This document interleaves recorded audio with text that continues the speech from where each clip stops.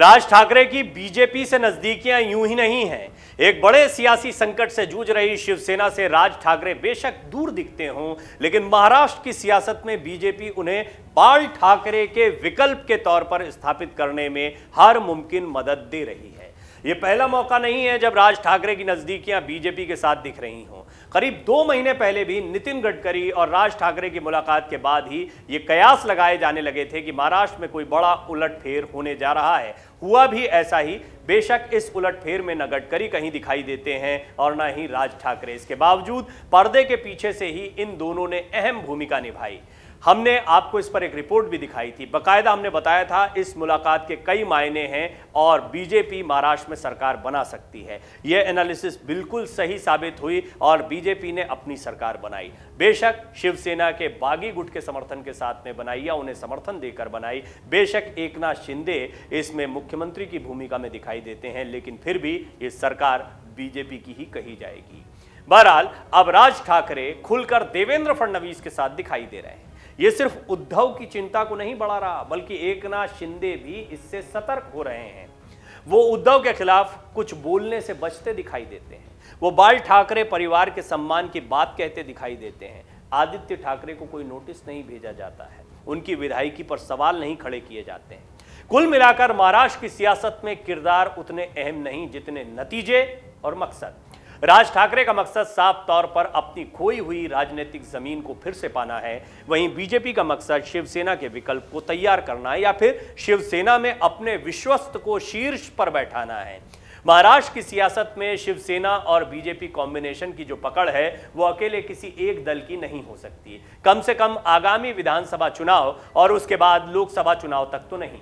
बहरहाल राज ठाकरे सिर्फ शिवसेना पर पकड़ बनाने की कवायद नहीं करेंगे, वो जमीनी स्तर पर अपने कार्यकर्ताओं को भी एक्टिव करने के प्रयासों में लगातार जुटे हुए हैं। आने वाले दिनों में वो इसके लिए जमीनी लड़ाई लड़ते दिखाई देंगे। शिवसेना प्रमुख उद्धव ठाकरे की सियासी मुश्किलें कम होने का नाम नहीं ले रही हैं। एक तरफ मजबूत भाजपा, दूसरी तरफ एकनाथ शिंदे की बगावत और तीसरे राज ठाकरे की सक्रियता ने उद्धव ठाकरे की शिवसेना को सियासी रण में चौतरफा घेर लिया है। कहा तो यहां तक जा रहा है कि महाराष्ट्र में एक नई रणनीति तैयार की जा रही है। 15 जुलाई को उप मुख्यमंत्री देवेंद्र फडणवीस ने महाराष्ट्र नवनिर्माण सेना के अध्यक्ष राज ठाकरे से उनके निवास पर मुलाकात की थी, जिसके बाद से वो एक बार फिर राजनीति में एक्टिव हो गए। ऐसे में माना जा रहा है कि देवेंद्र फडणवीस से उनकी बीएमसी चुनाव को लेकर बातचीत हुई होगी। राज ठाकरे अब मुंबई में मनसे पदाधिकारियों और कार्यकर्ताओं की विधानसभा क्षेत्रवार बैठक करने जा रहे हैं। बताया जा रहा है कि यह मुंबई नगर निगम के आगामी चुनाव की तैयारी है, इसलिए इन बैठकों में संबंधित क्षेत्रों के पार्षद पद के इच्छुक उम्मीदवार भी शामिल होंगे। माना जा रहा है कि बैठक में राज ठाकरे मुंबई नगर निगम चुनाव की रणनीति तय करेंगे। एकनाथ शिंदे की बगावत ने शिवसेना को पहले से कमजोर किया है। ऐसे में महाराष्ट्र नवनिर्माण सेना के लिए राजनीतिक तौर पर यह सुनहरा मौका साबित हो सकता है। विधायकों, सांसदों, पार्षदों और पदाधिकारियों के बंटवारे से आगामी नगर निकाय चुनाव में शिवसेना की ताकत कमजोर हुई है। ऐसे में बड़े मुकाम की तलाश में जुटी मनसे पार्टी यानी महाराष्ट्र नवनिर्माण सेना राज ठाकरे की पार्टी नगर निगम चुनाव में कुछ हासिल कर सकती है। यही वजह है कि राज ठाकरे की बैठकों पर सियासी दलों की नजर है।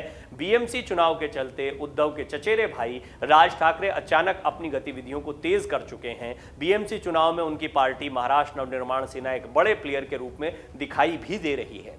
राज ठाकरे के पैर की सर्जरी पिछले दिनों हुई थी और तब से वो आराम कर रहे थे। काफी समय के बाद वो सुर्खियों में आ गए हैं। बता दें कि राज ठाकरे कई बार अपने भाषणों में देवेंद्र फडणवीस की जमकर तारीफ कर चुके हैं। जानकारों का मानना है कि बीजेपी की तरफ राज ठाकरे की नजदीकियां उद्धव के लिए एक बड़ी मुसीबत साबित होंगी। बता दें कि फडणवीस से मुलाकात से पहले केंद्रीय मंत्री नितिन गडकरी ने 4 अप्रैल को राज ठाकरे से मुलाकात की थी, जिसके बाद सियासी गलियारों में तमाम तरह की अटकलें लगाई जा रही थीं। लेकिन नितिन गडकरी ने सभी अटकलों पर विराम लगाते हुए इसे एक पारिवारिक मुलाकात करार दिया था। गडकरी ने कहा था ये एक राजनीतिक बैठक नहीं थी। राज ठाकरे और उनके परिवार के सदस्यों के साथ 30 साल से भी पुराने हमारे अच्छे संबंध हैं। मैं उनका नया घर देखने और उनकी मां का हालचाल जानने के लिए गया था। ये एक पारिवारिक मुलाकात थी, राजनीतिक मुलाकात नहीं। बहरहाल राजनीति में इस तरह की बातें कही जाती हैं। यहाँ पर तो लड़ाई ही परिवार के भीतर चल रही है और ये परिवार है महाराष्ट्र की सियासत के सबसे बड़े परिवारों में से एक, बाल ठाकरे का परिवार। बाल ठाकरे की विरासत को लेकर यह लड़ाई आने वाले दिनों में भी जारी रहेगी और अगर रणनीति के लिहाज से देखें तो इस बार कमान राज ठाकरे के हाथ में दिखाई दे रही है। इसमें दो तरीके हो सकते हैं, सीधे सीधे शिवसेना की कमान संभालने के बजाय शिवसेना की जमीनी ताकत को, उसके कार्यकर्ताओं को, उसकी मतदाताओं पे पकड़ को राज ठाकरे अपनी तरफ ला सकते हैं और इसमें बीजेपी उनकी मदद करती दिखाई दे रही है। देवेंद्र फडणवीस और राज ठाकरे की मुलाकातें और नजदीकियां इस ओर साफ इशारा कर रही हैं। डाउनलोड करें अमर उजाला ऐप और पाएं खबरें लगातार। अगर आप ये वीडियो YouTube पर देख रहे हैं तो हमारे चैनल को सब्सक्राइब करें और बेल आइकन को दबाना ना भूलें। अगर आप Facebook पर ये वीडियो देख रहे हैं तो हमारे पेज को लाइक करें।